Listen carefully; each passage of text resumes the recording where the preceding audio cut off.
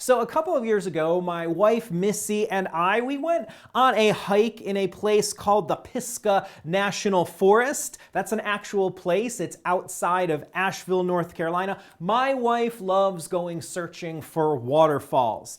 I love to hike too, but more than anything, I love my wife. So off in search of waterfalls we went. So we hired a guide to take us around because we didn't know anywhere to find waterfalls. And this man's name was Paul. He was a super nice guy. And just let me tell you this. This is what I remember about Paul. Paul knew more about trees than I know about everything else in the world combined. Paul was brilliant when it came to knowing about trees. We'd be walking along a path. He'd stop. He'd put his hand lovingly on a tree, and he said, let me tell you some things about this tree. He could tell us the health of the tree by looking at the bark. He could look at the leaf shape and tell us if it was going to be a good year or a bad year for that tree. He could tell us how the tree itself defended against bugs and other pests. But the really fascinating thing to me was when he started talking about the roots of the trees. The thing that we never think about because those roots are underground. And the more he talked about the roots of trees and what they do, I just became even more and more certain of just the goodness of God's creation and his design.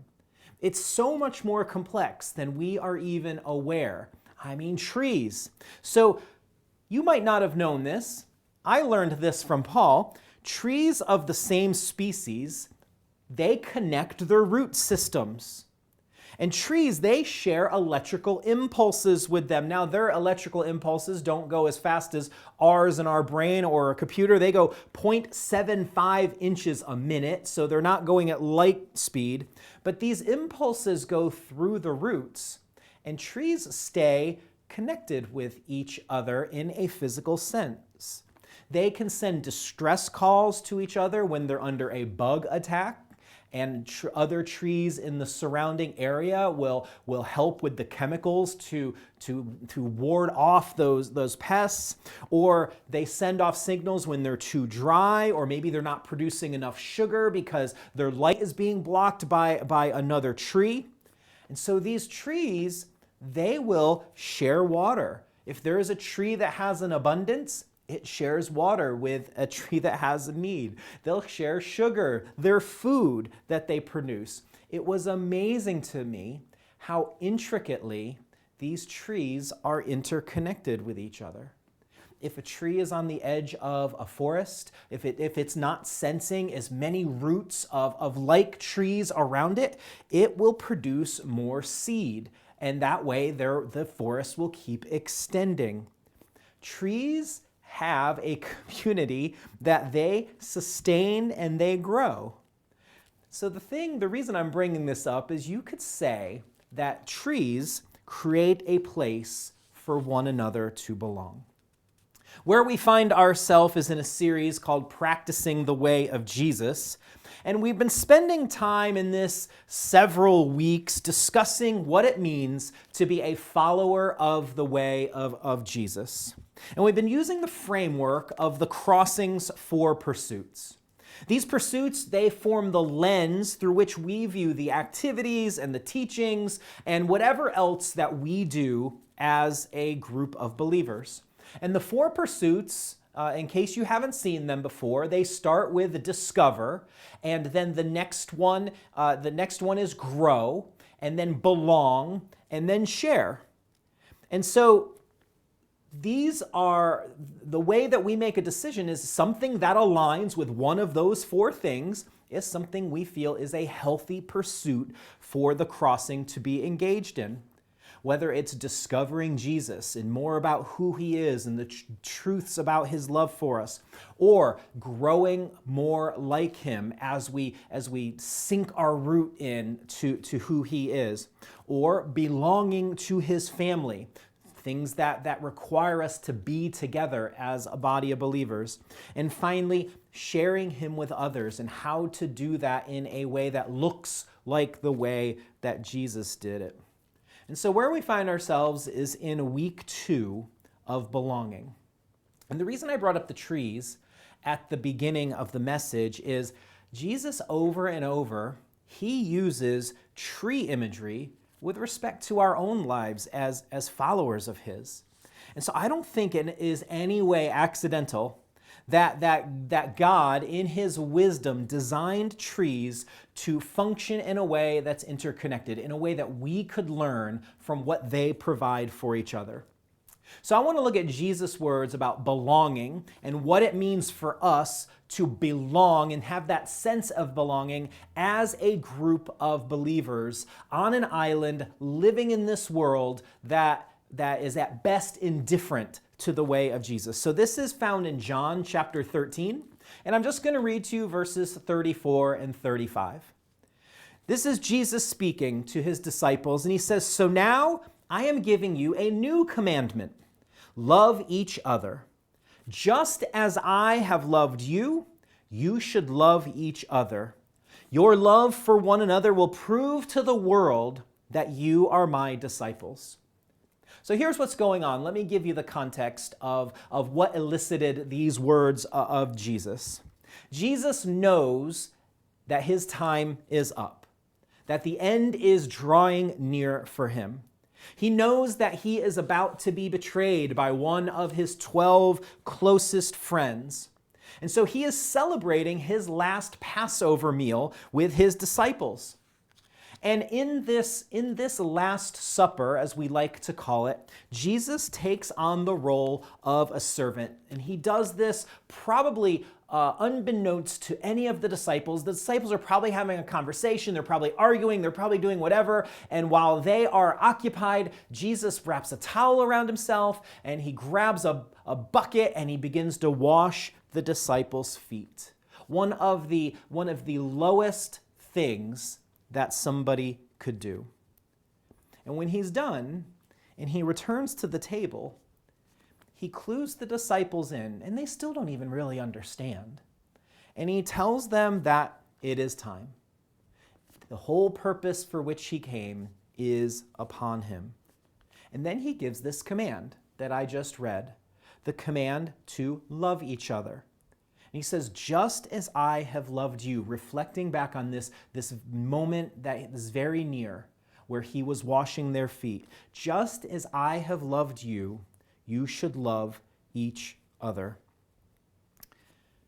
In those 2 verses that we find in John chapter 13, we see that the word love is mentioned 4 times, and then we see the word for one another is mentioned 3.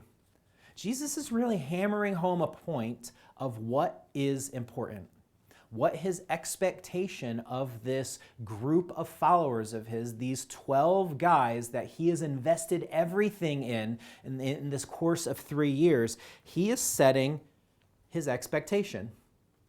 The emphasis on what belonging looks like, what it means to be a community of believers. And since Jesus is talking to his disciples, through them he is talking to us who have come after the disciples, and we now are followers of the way.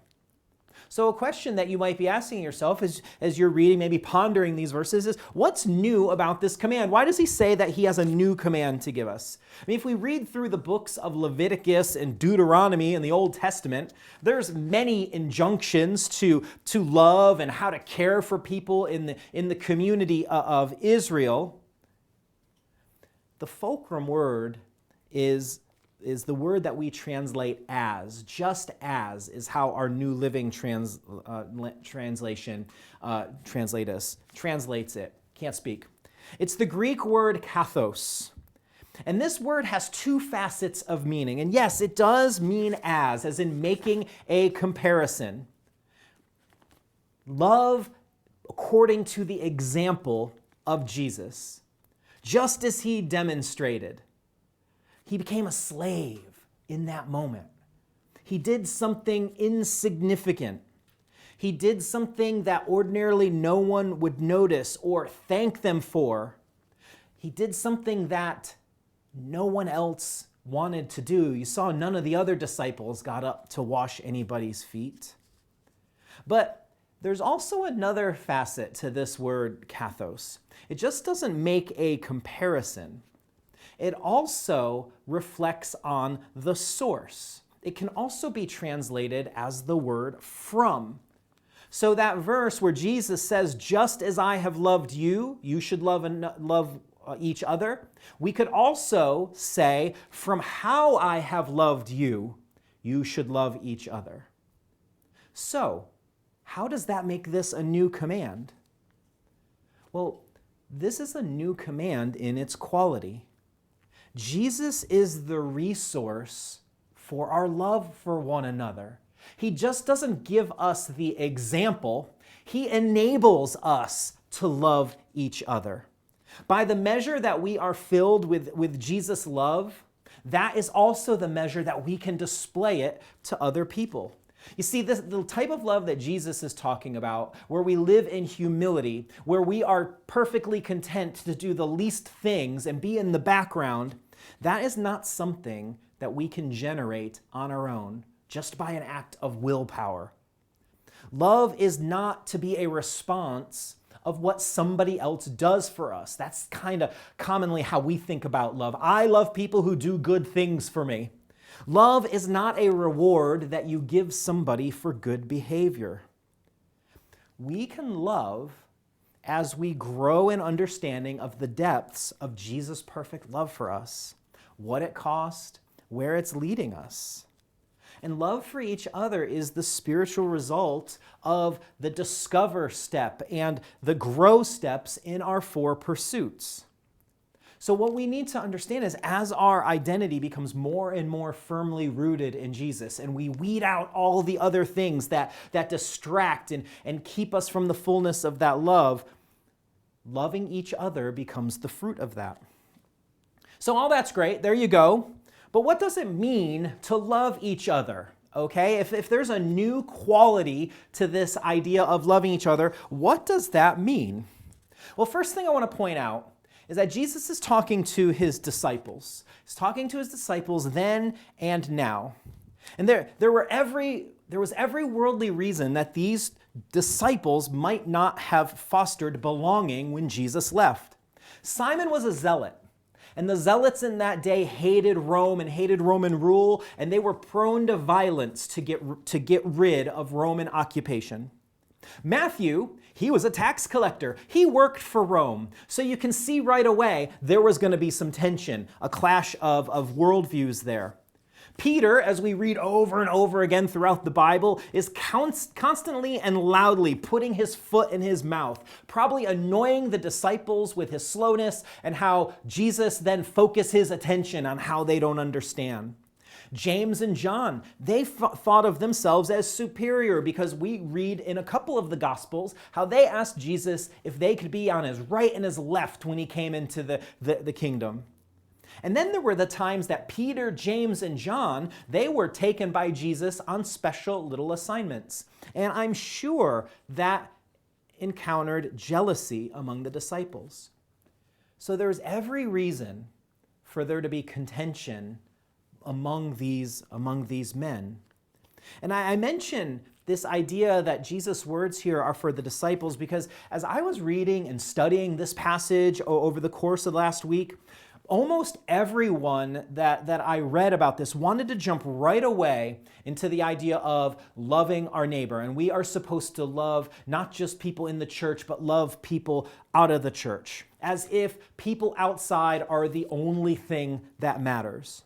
Now, of course, we are supposed to love people outside the church. Jesus came because he loved the world. We are to love the world. And there are plenty of passages that speak directly to that idea. But that's not what's going on here. That's not at all what Jesus is referring to. What he is trying to draw out is that there is something just as foundationally important, that we have to love each other as followers of Jesus. Because quite honestly, think about this. How could we love those who are opposed to the gospel or indifferent to the way of Jesus if we can't love each other well? What hope and what motivation would it provide somebody who was lost to enter into our community if there's no sense of belonging once they get here, if we're just all in a big food fight? So here is John. In one of his letters that he wrote, he takes on this issue as well, because churches have struggled with this since the beginning of church. In 1 John chapter 2, verse 11, he says, "But anyone who hates a fellow believer is still living and walking in darkness." That's the primacy of loving each other. If you don't do it, you are still walking in darkness. Such a person does not know the way to go, having been blinded by the darkness. Clearly, we know. We've all been in groups. There are some people that are easier to love than others. There are some of us, myself included, that are loud and think that they're funny when they're not. Or we encounter people that have different political opinions or different opinions on raising children. Or there's some people among us that are struggling to overcome sin. People that practice different spiritual disciplines, practice different ways of dressing, they smell differently, they have financial issues and family issues and health issues, and they have different styles of speaking and relating to others. Their list goes on and on of our differences. But as followers of Jesus, every one of us belongs. Thus, what does it mean to love each other? Well, loving means helping people move toward what is good for them. Loving each other means not using others as the source of your identity. Meaning, you don't love someone because they supply what you need, whether that's attention or validation or feeling needed or attractive, financial security or emotional security, or again, there's a huge list of things that we can use people to get for our lives. When you use people to feed your sense of significance, then you are depriving them of their humanity.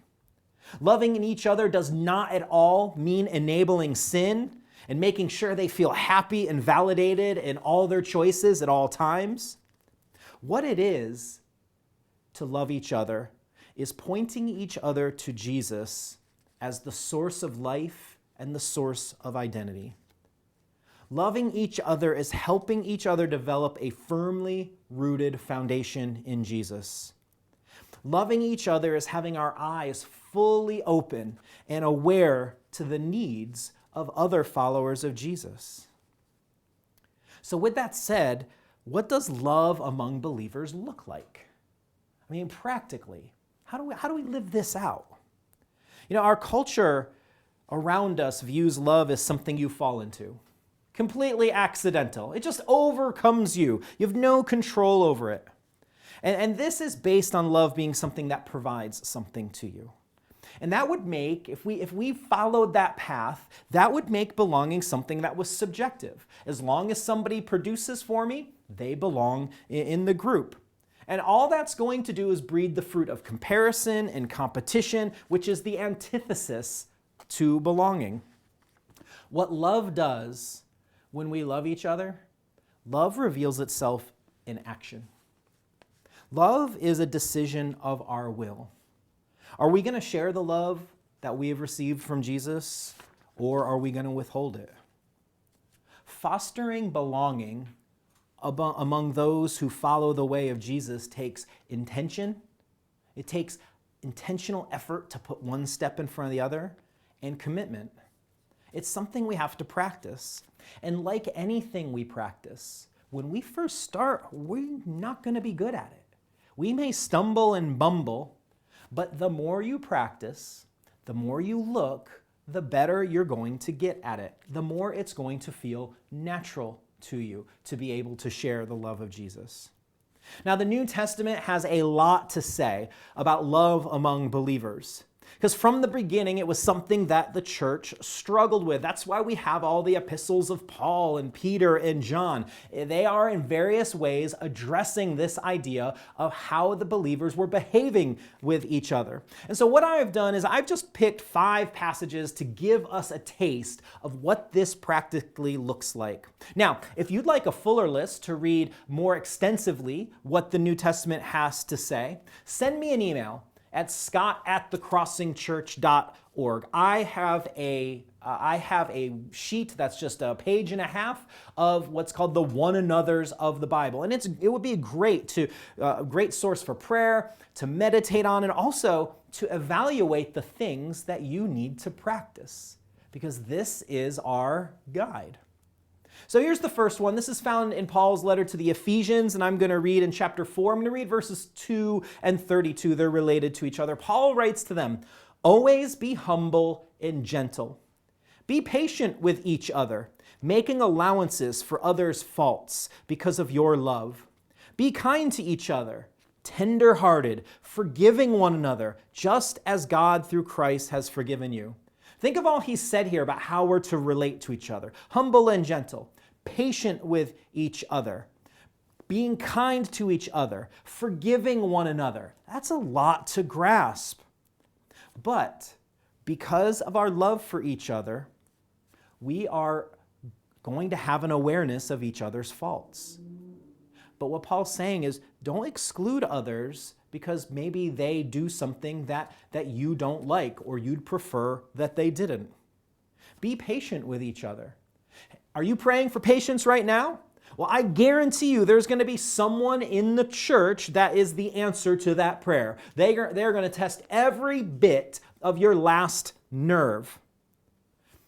What Paul's doing is he's giving us a baseline. Instead of looking for fault, we are to look for what we have in common. And what we all have in common is we are following the way of Jesus.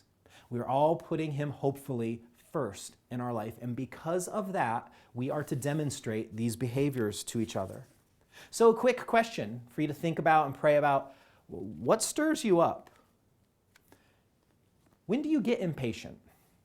When do you withhold forgiveness from somebody?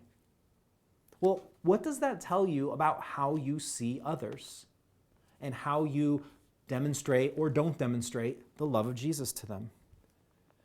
The next passage is from 1 Thessalonians chapter 5. I'm going to read the first part of verse 11.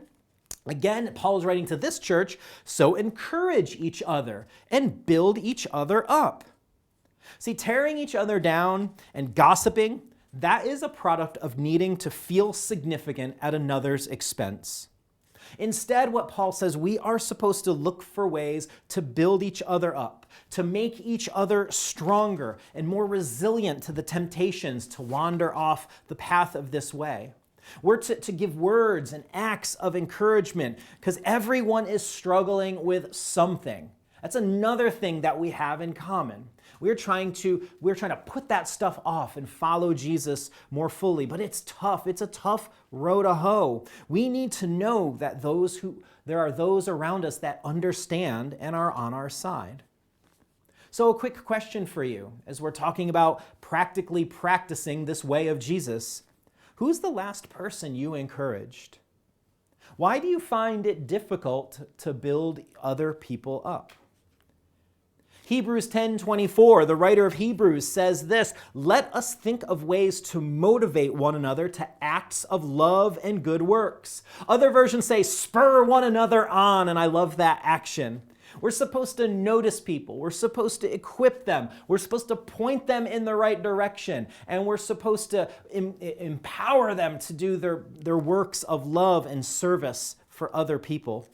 Paul, again, in Galatians chapter 6, verse 2, he says, "Share each other's burdens, and in this way obey the law of Christ." What's that law of Christ? Love each other, what we just read in John. So Paul says we're to share each other's burdens. This is the idea of demonstrating compassion to each other.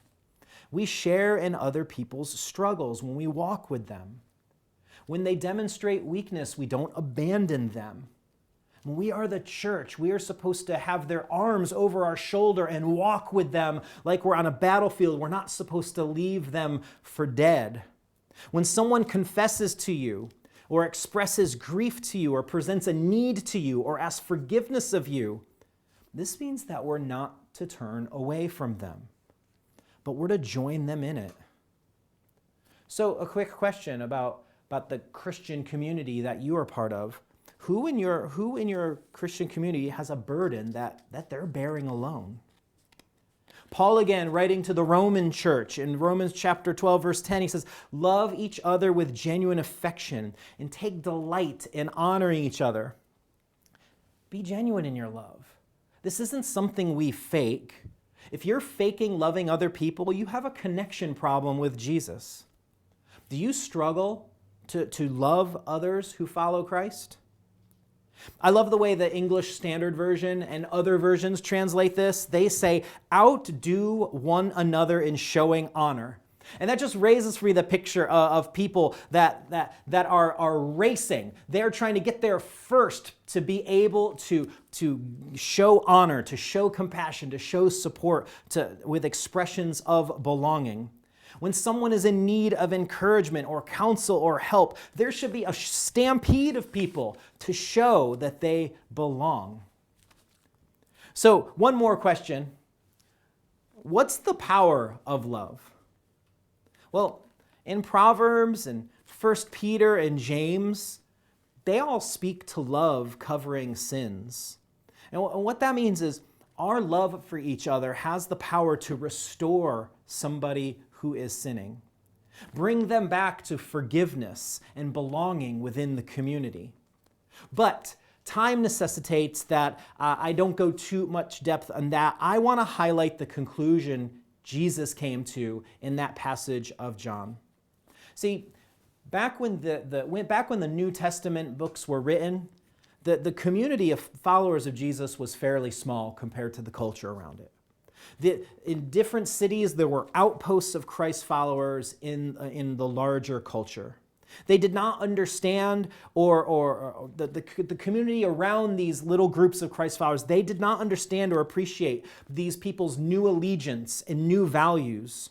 In fact, Tertullian, he was one of the early church fathers. He lived from 145 to 220 AD, okay, so the 2nd century. And he writes this about how people in the culture were viewing the Christ followers. This is in his Apology, chapter 39. He says, "It is mainly the deeds of love so noble that lead many to put a brand upon us." I'm going to continue reading in a second, but what he's saying there is the deeds of love that the community was performing for each other is what caused the surrounding culture to notice them and label them. They were doing something that stood out. Continuing, "See," they say, "how they love one another, how they are ready even to die for one another." That shows the state of people's commitment to Jesus, how well they were loving one another. And so that community's love became how they were labeled. They were so in contrast to the culture that surrounded the church. So why does our love for each other matter? Well, we live in a kingdom that is in opposition to the world. The values of Christ as king are in complete opposition to the values of any other leader as king or president or whatever a country calls their leaders. We are all daily living in the reality of the kingdom of Jesus, and that's what binds us. Loving each other is living as models of life in the new heaven and new earth that we are going to enjoy someday. Our acts of belonging show what the kingdom in its fullness will look like. It's just a little taste of it. And the world gets to see what it looks like to be truly human. So, I want to read Jesus' words in John 13 one more time. He says, "So now I'm giving you a new commandment. Love each other. Just as I have loved you, or also from how I have loved you, you should love each other. Your love for one another will prove to the world that you are my disciples." To me, it's been interesting as I've been pondering and praying about this that Jesus doesn't say that it's your miracles or your wardrobe or your purity or your theological knowledge or your regular church attendance or your seminary degree or your clever t-shirt with some Jesus slogan on it that is going to make the world take notice. What he says is that it's our love for each other that is going to have the world stand up and take notice. Some people are going to notice and be attracted to the Christ in us, and some are going to hate us because of the Christ in us. That doesn't change our practice. So whatever Christian community you belong to, look around it, because you are all one in Christ Jesus. And those people are the relationships that are supposed to be profound in your life, because you are in alignment spiritually in your soul. So how are you doing at the practice of loving each other? As you read through the list of the one another's, or maybe you know where they are, if you think about the ones I shared, what areas can you improve? In what ways should how we love each other set us apart from what we see outside of our church community? Thanks for joining me today. And I just ask you to pray as we finish up here. God, thank you so much for Jesus' words. Thank you that he was concerned about the relationships that we share as followers of his. Thank you for the power that he gives us just in our ability to demonstrate his love to each other. And God, I pray for all of us that you would give us a soft heart for other followers of Jesus, that we would be able to practice this way of loving each other, and thereby we would show the world what it means to be a disciple of Jesus and what the coming kingdom is going to look like and what it means to be fully and completely human. God, we love you and we thank you for our Savior, and it's in his name we pray. Amen. God bless you guys.